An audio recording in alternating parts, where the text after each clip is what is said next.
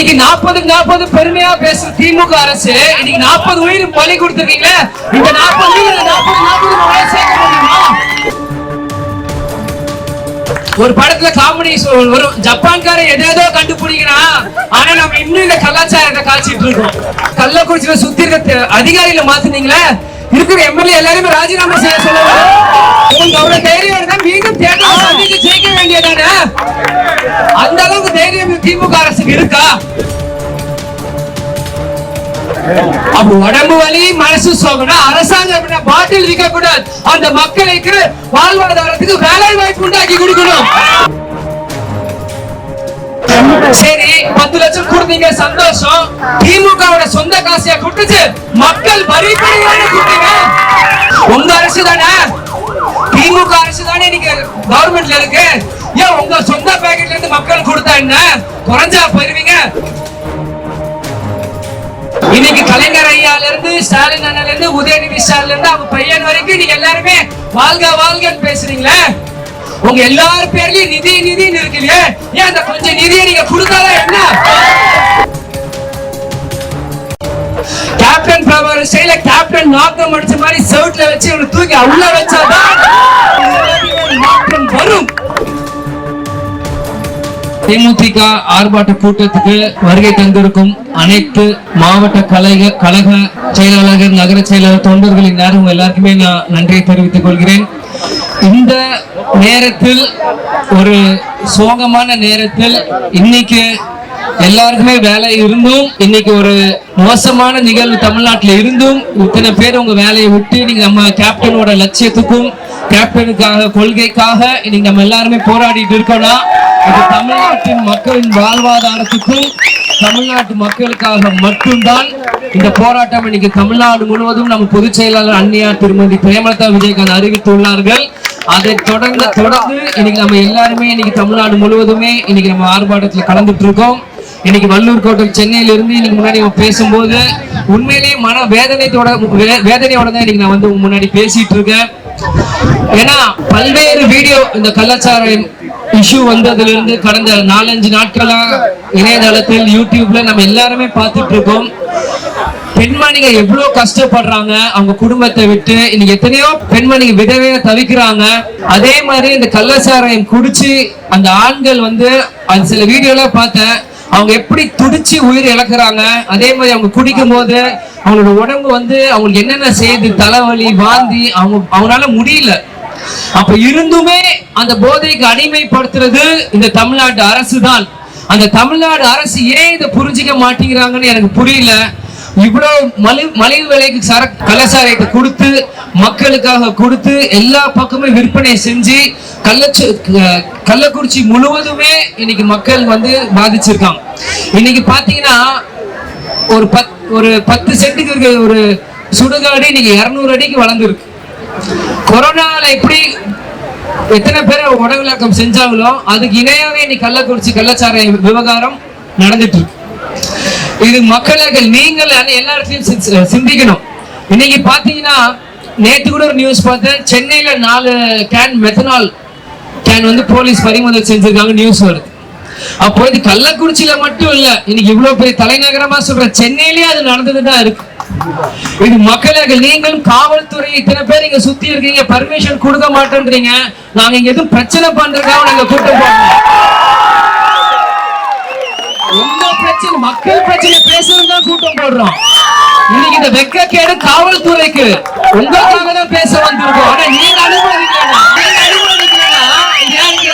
எங்க அப்பா உங்க கேப்டன் உங்க வேஷத்தை போட்டு எத்தனையோ படங்கள் நடிச்சிருக்காங்க, காவல்துறைக்கு எத்தனையோ பேர் கொடுத்திருக்காங்க. இனி நாங்க என்ன செஞ்சோம்? வன்முறையை செஞ்சோமா? பஸ் நிறுத்தணுமா? பொது சொத்தை நாசம் பண்றது என்ன செஞ்சோம்? முறையா பர்மிஷன் வாங்கி இன்னைக்கு போராட்டம் ஆர்ப்பாட்டம் நடத்தணும்னு கேட்டோம். ஒரு போராட்டத்துக்கு அனுமதி கூட கொடுக்க முடியல. ஏன்னா இந்த அரசு இதுல இருந்தே தெரியுது அரசு தவறு செஞ்சிட்டு இருக்கு. இது காவல்துறை துணை போகுது,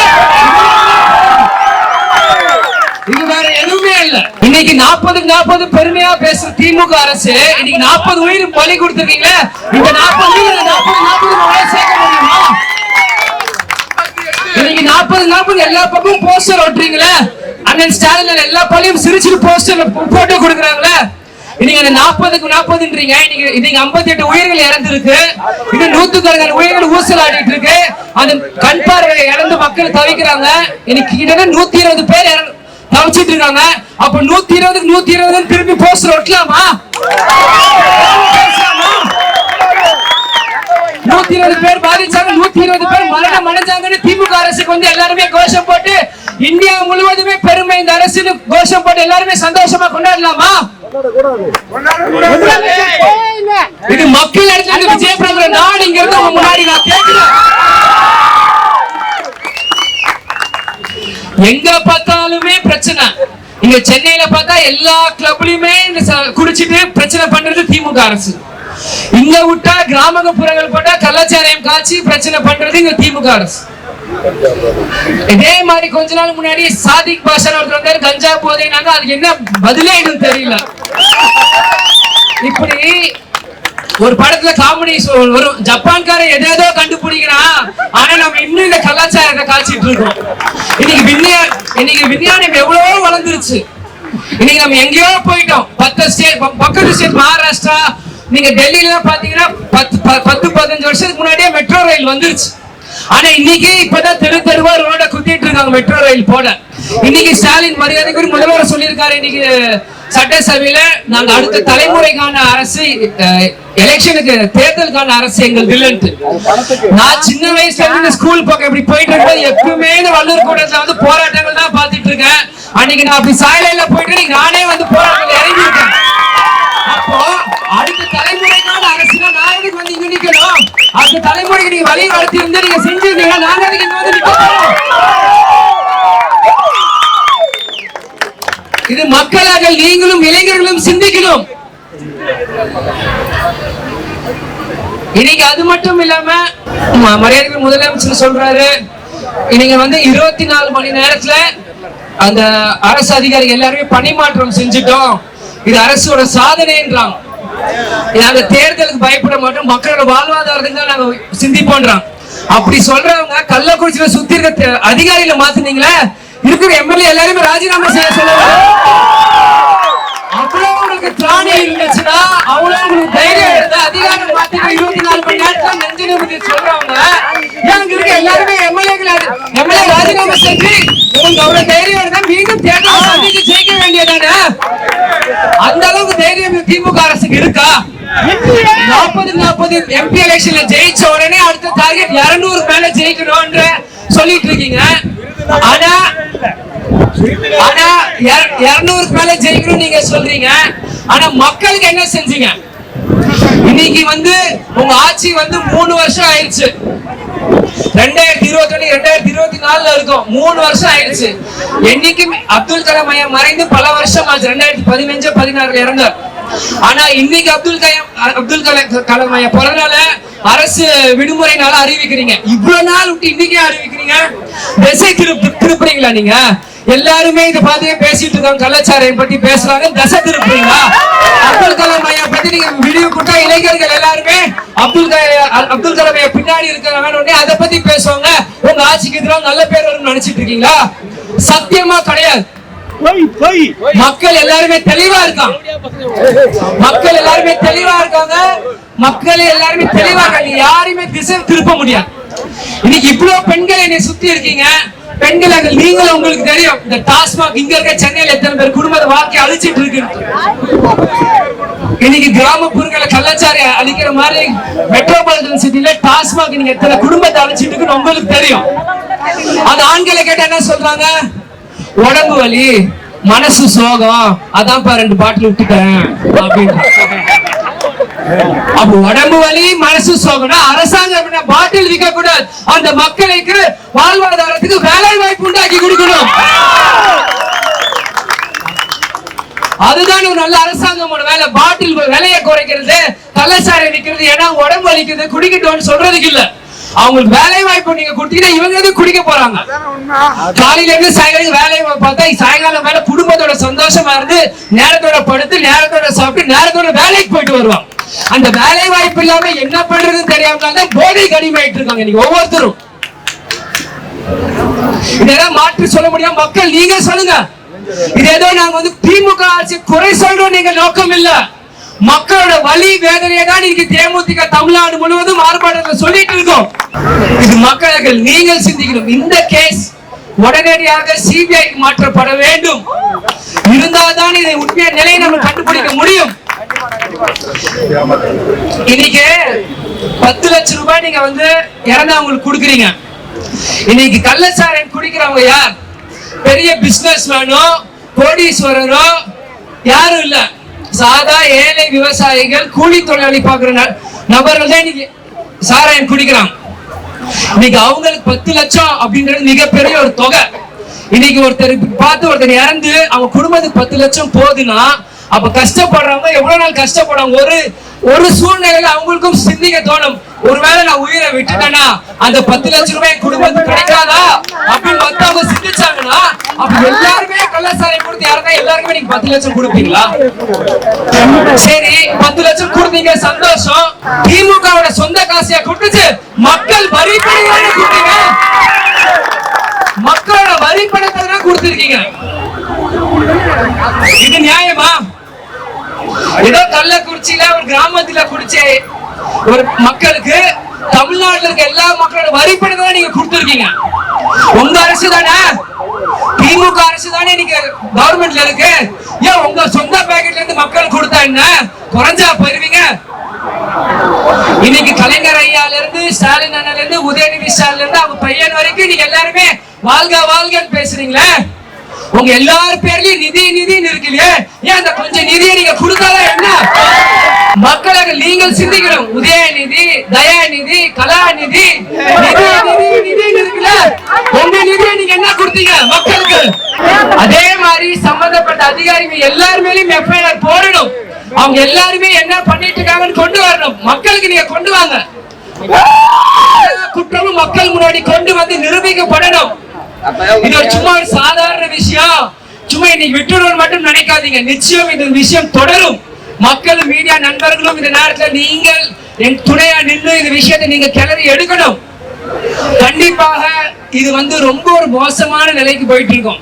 இன்னைக்கு நம்ம பீகார் யூபி நம்ம தமிழ்நாட்டுல இருந்து குறை சொல்லிட்டு இருக்கோம். ஆனா தமிழ்நாடு எந்த நிலைமையில இருக்கு நீங்கள் சிந்திக்கணும். நீங்க நம்ம தமிழ்நாடு எந்த நிலைமையில இருக்கு மக்கள் நீங்கள் சிந்திக்கணும். இன்னைக்கு இந்த திமுக என்ன சொல்றாங்க, இன்னைக்கு பாண்டிச்சேரியில இருந்து தான் இந்த மெத்தனால் உள்ள வந்துருச்சு, அது அங்க பாஜக பண்ற வேலை அப்படின்றான். அதே மாதிரி இன்னைக்கு திமுக என்ன சொல்றாங்க, அதே மாதிரி ஜிப்மர் மருத்துவமனையில மருந்து வந்து நீங்க மக்களை காப்பாற்றணும்ன்றாங்க. அப்ப அங்கேயும் பாஜக அரசு தான் இருக்கு.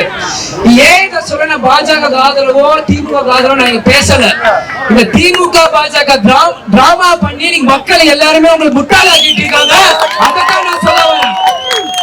நீங்க சிந்திக்கணும். உங்களுக்காக வாழ்ந்து உங்களுக்காக உழைச்சி உங்களுக்காக மறைந்த தலைவர் இன்னைக்கு இந்த விஜயபிரபாகரன் மக்கள் முன்னாடி நிக்கிறேன்னா நாங்க யாரும் அரசியல்வாதி ஆகணும்னு வரல. எங்க தலைவரோட வழியில் நாங்க இந்த அரசியலுக்குள்ள வந்திருக்கோம். எத்தனை கஷ்டங்கள் எத்தனை துயரங்கள் இருந்தாலுமே இந்த இனி எங்களோட நோக்கம் எங்களோட பாதை எல்லாமே கேப்டனோட வழியில் மட்டும்தான். டிவியில கேப்டன் பிரபாகர் படம் பார்த்தேன். அந்த கேப்டன் வசனம் சொன்னாரு, தப்பு செஞ்சவன் மனுஷன் நாங்க சொல்றேன், தப்பு செஞ்சவனை கொண்டுட விட அதை தூண்டுறவனை கொல்றதுதான் கரெக்ட்ன்றார். அதனால அந்த போலீஸும் கேப்டன் சுடுவார். அந்த வசனம் கிளைமேக்ஸ் நான் சொல்லி உங்களுக்கு இந்த பிரபாகரன் சொல்லி அந்த கேப்டன் பிரபாகர் பத்தி உங்களுக்கு தெரியும். இன்னைக்கு வந்து பாதிச்சது வந்து வேணா அந்த கண்ணுக்குட்டி ஒருத்தர் இருக்கலாம். ஆனா அந்த கண்ணுக்குட்டி தூண்டி விடுறது யாரு? அந்த கண்ணுக்குட்டி தூண்டி விடுறது யாரு? அவங்க பாதிச்ச பெண்மணி சொல்றது 23 தடவை அந்த கண்ணுக்குட்டி ஜெயிலுக்கு போயிட்டு வர்றாரு. ஏதோ டூருக்கு போயிட்டு வர மாதிரி. ஆனா போயிட்டு வர்றாராம் ஜெயிலுக்கு. சுற்றுலா தலமா ஜெயிலு? தப்பு பண்ணி ஜெயிலுக்கு போயிட்டு வர. அப்ப அவ்வளவு தைரியமா 23 தடவை அந்த கூட்டாளிங்க ஜெயிலுக்கு போயிட்டு வராங்கன்னா அவங்களுக்கு கூட துணை நிக்கிறது யாரு? அவங்களுக்கு சப்போர்ட் பண்றது யாரு? கண்டிப்பாக தெரியுது. விடியா திமுக அரசும் காவல்துறையும் அவங்களுக்கு துணை நிற்கிறது. அவங்க துணை நிக்கிற அந்த காரணத்தினாலதான் இன்னைக்கு அவங்க கண்ணுக்குட்டி மாதிரி பல பேர் இன்னைக்கு தமிழ்நாடு முன்னாடி தைரியமா வளர்ந்து வராங்க. கேப்டன் பிரபாகர் ஸ்டைல கேப்டன் நாக்கம் அடிச்ச மாதிரி சவுட்ல வச்சு இவனை தூக்கி உள்ள வச்சாதான் மாற்றம் வரும். உதயசூரியன் அதிகாரி போட்ட கட்சியில கேப்டன் மாற்று சக்தியா வந்த உழைச்சார், சூழ்ச்சியால் வீழ்த்தப்பட்டாங்க. சூழ்ச்சியாக இருந்தாலுமே அது எதிர்நீச்சு போட்டு வந்தவங்க தான் இன்னைக்கு தேமுதிக தொண்டர்கள். தோல்வியை கண்டு பயந்து ஓடுற கட்சியில தேமுதிக. எத்தனை தோல்விகள் வந்தாலும் எத்தனை சோதனை வந்தாலும் உங்களோட நிக்க கேப்டன் மகன் நான் உங்களோட தமிழ்நாடு மக்களோட நிக்க நான் தயாரா இருக்கிறேன். கனவு லட்சியம் என்ன? உங்க கேப்டனோட கனவு லட்சியத்தை காப்பாற்ற துணை நிக்க இந்த விஜய் பிரபாகர் வந்து இறங்கி இருக்கிறார். பெண்கள் தொண்டர்கள் நீங்க கூட நிக்கணும். அதனால் இந்த வழக்கு, இந்த கள்ளச்சாராயம் கேஸ் உடனடியாக மீண்டும் சொல்ற சிபிஐக்கு மாற்றப்பட வேண்டும். இதுக்கு யாரெல்லாம் அதுக்கான உடனடியா இருக்கிறாங்களோ எல்லாருமே மக்கள் வெளிச்சத்தை கொண்டு வர முடியும். அனைத்து எல்லாரும் எஃப்ஐஆர் வழக்கு போடணும். அமைச்சர் முத்துசாமி, மரியாதைக்குரிய அமைச்சர் முத்துசாமி அவர்களே, நீங்களே ரிசைன் பண்ண உங்களுக்கு பேர் நல்லது, உங்களுக்கு கௌரவம். அதனால நீங்களே ரிசைன் பண்ணிக்கோங்க, அதுதான் உங்களுக்கு கௌரவம். இந்த மாதிரி எல்லாருமே சொல்லி கேவலப்படாதீங்க. அதே மாதிரி அங்க இருக்க திமுக இருக்க சுற்றுவட்டார இருக்க அனைத்து திமுக எம்எல்ஏவுமே ராஜினாமா செய்யணும். செஞ்சு இந்த ஆட்சியை முடக்கி மீண்டும் தமிழ்நாடு எல்லா பக்கம் ஒரு மாற்றம் வரணும்.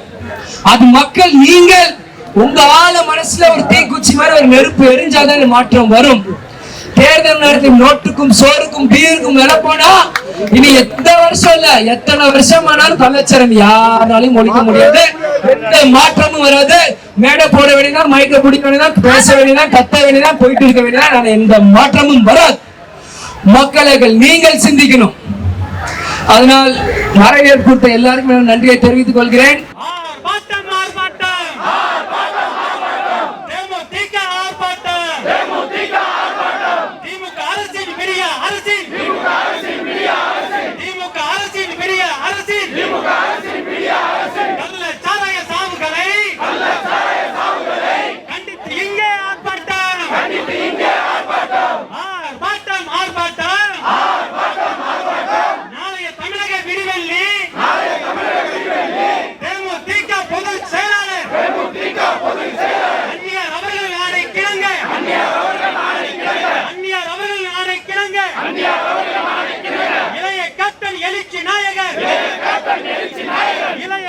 எழுச்சி நாயகர்